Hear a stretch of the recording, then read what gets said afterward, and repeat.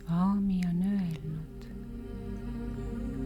kui elu on möödas ja keha muutub tolmuks, ei ole oluline see, kui palju raha oli sinu pangakontol või millise autoga sa sõitsid või kui suur maja sul oli või milline ametipositsioon. Tähtis on vaid see, kui palju isetut armastust sa jagasid kogu looduga igal ajahetkel oma elu jooksul.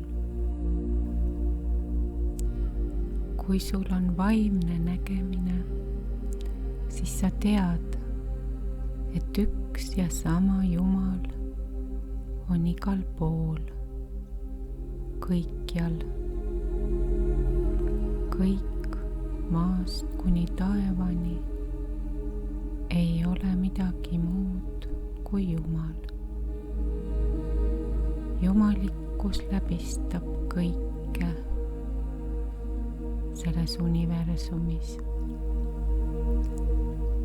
Nii nagu keha vajab tervislikuks toimimiseks õhku, vett, toitu, päikesepaistet, niisamuti meie hinged vajavad regulaarset kontakti loojaga läbi palve ja meditatsiooni, mentaalseks, intellektuaalseks ja vaimseks terviseks.